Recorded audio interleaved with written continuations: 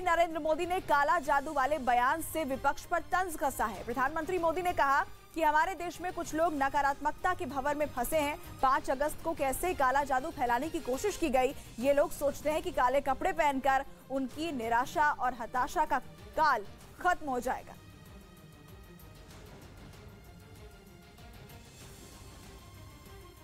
पांच अगस्त को देखा है कि कैसे काले जादू को फैलाने का भरपूर प्रयास किया गया। ये लोग सोचते हैं कि काले कपड़े पहनकर उनकी निराशा हताशा का काल समाप्त हो जाएगा, लेकिन उन्हें पता नहीं है कि वो कितनी ही झाड़ फूंक कर ले, कितना ही काला जादू कर ले, अंधविश्वास कर ले। क्या आप मधुमक्खी की खेती करके हर साल 1 करोड़ कमाना चाहते हो? हर साल मधुमक्खी की खेती करके 4 करोड़ कमाने वाले आपको सिखाएंगे। फिर क्यों देरी? फ्रीडम ऐप को अभी डाउनलोड करें। जनता का विश्वास अब उन पर दोबारा कभी नहीं बन पाएगा। इस बीच खबर है कि बांग्लादेश ने पूरी दुनिया को चीन की कर्ज देने वाली नीति से सावधान किया है। बांग्लादेश की माली हालत कुछ अच्छी नहीं है, लेकिन वो किसी भी कीमत पर चीन से कर्ज लेने के मूड में नहीं है। इस पर बयान खुद बांग्लादेश के वित्त मंत्री ने दिया और दुनिया को भी चीन की कर्जा देने वाली नीति से आगाह कर दिया। बांग्लादेश भारत का एक ऐसा पड़ोसी देश है जिस पर चीन की बुरी नजर लंबे वक्त से है। इस बार तो जैसे बांग्लादेश की अर्थव्यवस्था पर चीन आंखें गड़ाए बैठा है। पिछले हफ्ते चीन के विदेश मंत्री बांग्लादेश के दौरे पर पहुंचे थे। उनकी मुलाकात वहां शेख हसीना से भी हुई थी। माना जा रहा है कि चीन ने बांग्लादेश को कर्ज की पेशकश तो की, लेकिन बांग्लादेश ने पेशकश ठुकरा दी। ऊपर से बांग्लादेश के वित्त मंत्री ने ऐसा बयान दिया जो चीन की नींद उड़ाने वाला है। बांग्लादेश के वित्त मंत्री ने यह कह दिया कि चीन से कर्ज लेने से पहले हर मुल्क को कई बार सोच लेना चाहिए।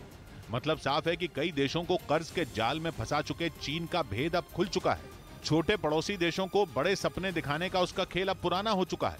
और बांग्लादेश का यह आत्मविश्वास तब है जब उसकी माली हालत खस्ता है।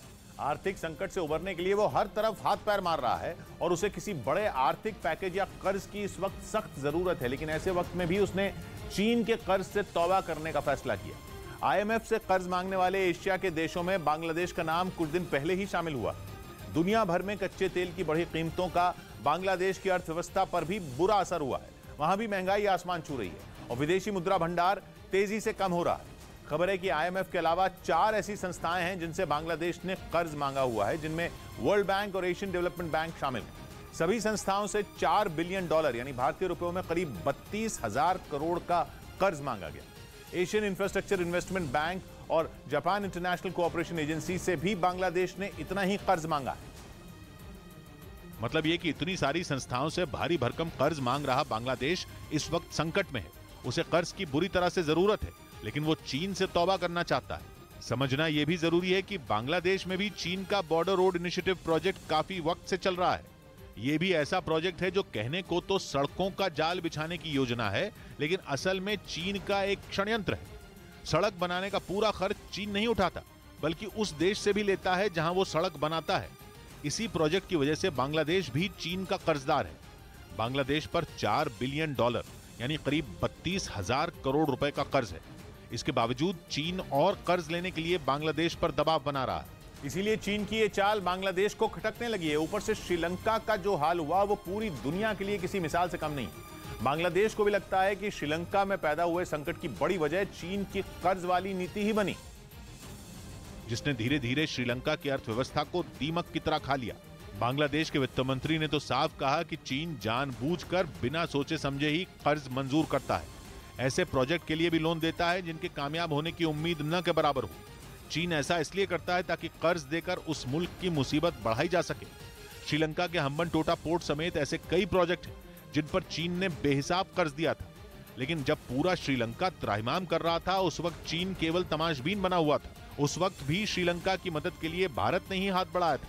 लेकिन श्रीलंका का जो हश्र हुआ वो पूरी दुनिया के लिए एक मिसाल बना हुआ है। बांग्लादेश ने जिस तरह चीन को जवाब दिया, उससे साफ है कि चीन की कर्ज वाली चाल अब और नहीं चलेगी। इस बीच चीन में कोरोना के बाद अब एक नए वायरस का पता चला है जिसने लोगों की टेंशन बढ़ा दी है। चीन के एक अखबार के मुताबिक लैंगिया नाम का यह वायरस 35 लोगों को बीमार भी कर चुका है और दावा किया गया कि पूर्वी चीन के कुछ इलाकों में लैंगिया नाम का यह वायरस तेजी से फैल रहा है। बताया गया कि बुखार की शिकायत करने वाले कुछ मरीजों के गले से लिए गए सैंपल के जरिए इस वायरस का पता चला। वहीं वैज्ञानिकों का मानना है कि लैंगिया वायरस जानवरों से